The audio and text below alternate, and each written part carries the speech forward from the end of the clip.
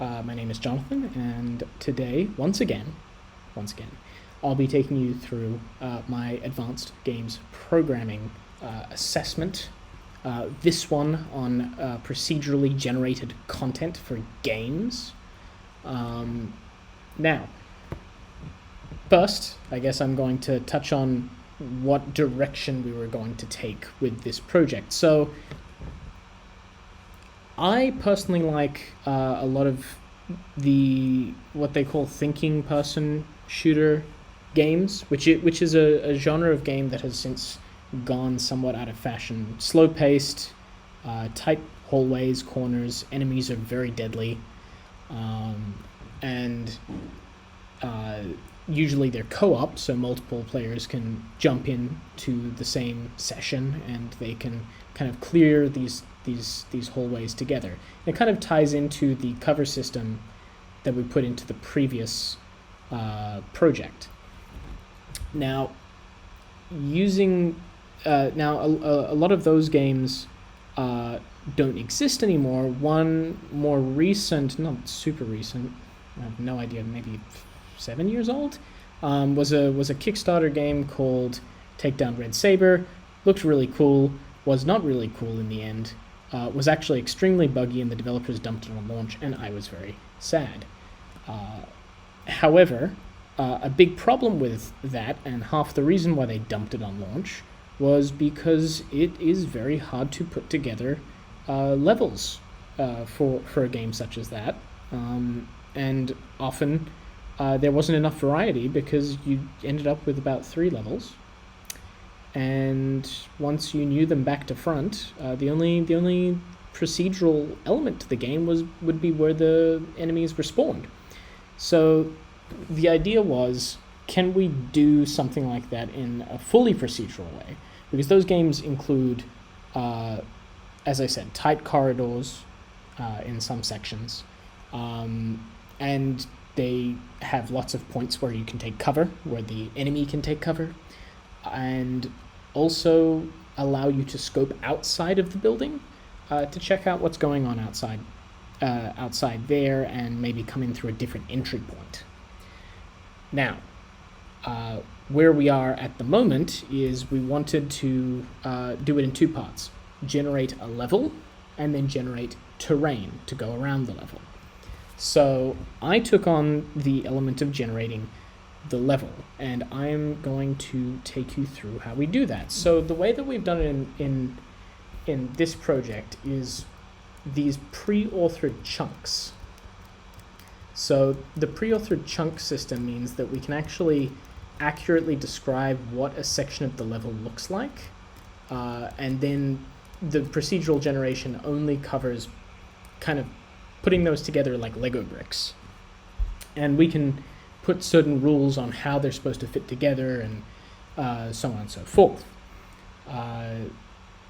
This is done in several games in industry that use procedural generation. Diablo is a good example of large cavernous rooms being all pre-authored, but they connect procedurally so that it gives you that replay value. And I will show you how the level generation system works piece by piece, starting from the lowest common denominator. So we actually have these things called map fragments. And map fragments are essentially blueprint classes derived from a C++ class, but they contain pieces of levels.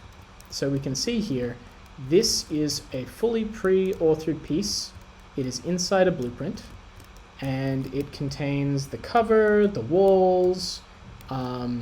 It does contain a box collider for some reasons that I can get into later. And then it also contains these things called attachment points, and I can highlight them here. So the attachment points are a component, or actually, are they a child? They're a child actor. So they're child actors that essentially allow for these chunks, or allow the designer to define where on the chunk they can connect and in what way. So this shows that you can connect it outwards going this way or outwards going this way. And that allows designers to really, really easily create these little chunks for usage in a full game. Now, that is defined as so. The map fragment at begin play, it's going to find all of those attachment points and put them together. And that's about it. That's all it's doing on startup. The attachment point doesn't do much. I add this arrow component just so that it's easy to see which direction it's facing. But aside from that, nothing at all really. And finally we get to the level generator. So I'm going to press play on the game and we're going to see how it is affected. So I've turned off the terrain just so you can see the level generation, or actually no, I'll keep the terrain. We'll see the level generation in action. I have put a variable on called slow generation, which should allow us to see it in action in real time. So I'll put that to 1.5 and press simulate. So now that I press simulate, you can see it's taken a piece, it's adding the piece, and it keeps adding these pieces to the level. And these pieces will always try to make sure that they're not encroaching on one another. The pieces are of various sizes. They can end up folding back in on themselves, as you can see there. They can actually go up to different heights, and they operate based on the idea that you have open points and closed points. And right there, what you just saw was once the level was generated, Ollie, who is my group partner, he generates a terrain that fits the level. And there you go, there you have it. Additionally, once it has spawned, it's also going to put the patrol points and the AI into the level at wherever these map fragments specify.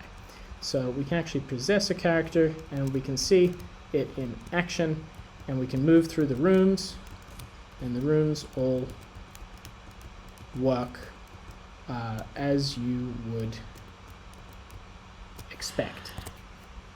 Now, the way that the level generator works on a code level is that on begin play, we're going to find all the open attachment points. So when we start the scene, where is it? We actually have this one open attachment point. That's our start point. So if we don't have that, then nothing happens.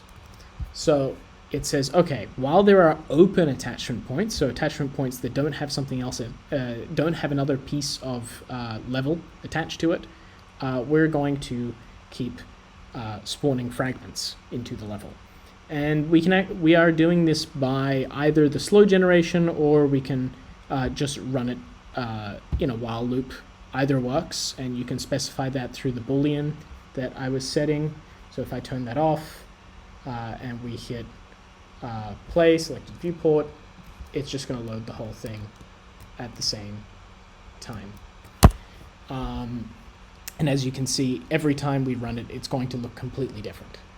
So then in the run fragment spawn, which is primarily what is being called either in the slow generate or in the fast generate, what it's going to do is it's going to try add a fragment based on a random index of the fragments supplied to it. So you can actually change which fragments it has access to. Opening fragments are fragments that have more openings than closings, and closing fragments are ones that have no exits, essentially. So this is going to run through here. It's going to run the fragment spawn, and it's going to try add the fragment. So it loads it into the world. If we do the slow generate again, it's going to load it into the world, and it's going to rotate it to each of the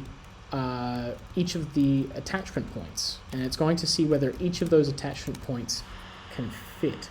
So I wonder if we exit out, will we be able to see? Yes, found no valid placements for map fragments. So if it rotates this thing in both directions, so it's rotated it this way and then it's rotated it that way, and neither of them fit in, both of them are going to collide with something or potentially collide in the future with something, it's just going to skip over and say, okay, what's the next random fragment you can grab me? Moving on from there, when it's adding that single fragment, it's going to try attach it for each point, each possible point. So try and place the fragment. And in trying to place the fragment, it's going to attach it, which will mean that it has to do the rotation by the center of the object. And then it also has to check that it potentially is not going to cause any blockages. So we don't have a door going into a wall or something like that. That does sometimes happen, but not in cases where it's going to cause any issues. And attachment points clear, that's going to hop over to the map fragment. And so it's going to check whether each of the attachment points has the ability to spawn something in front of it without hitting anything. It's just doing a line trace out that side. So it's going to spawn them in. If it doesn't fit, it's going to spawn them out, and then it's going to move on to the next one.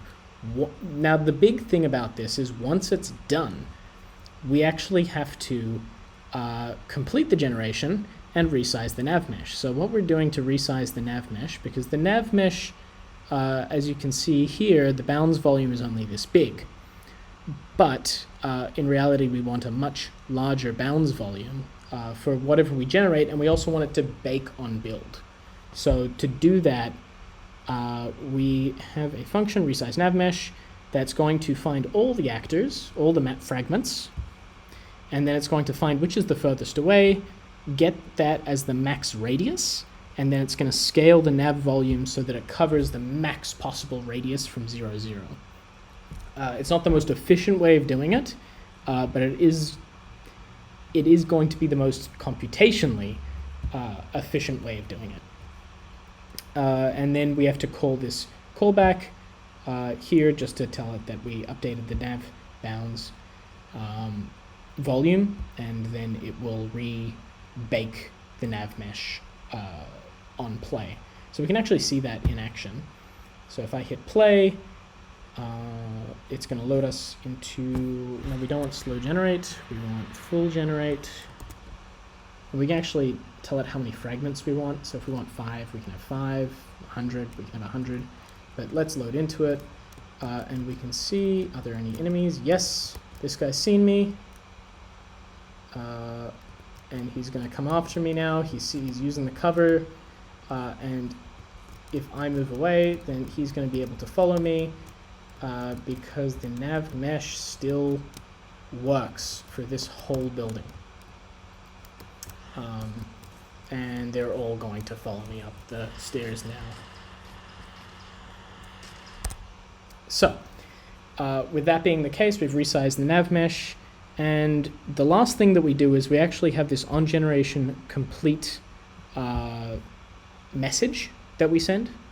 It's an event that we can, that actually Ollie attaches to. So once I'm done with generating the level, it's going to generate his terrain based on the level. So he can hook into that event and see whether the level has finished generating. And once it does, he can run his stuff. So yeah, that pretty much covers everything about how that works. Yeah, I guess I can play it one more time and you can see the kind of results we get out of it. You know, you get a huge amount of variety out of this thing. And every time we play it, we're just going to get something slightly different. You know, some of them are really tucked in, some of them are really spread out, but they all really end up looking fairly good. I think the texturing does make it look a lot better than the simple base texture that you get as part of Unreal. Anyway, so that's all from me. Thank you very much for watching, and yeah, give this assignment a thumbs up.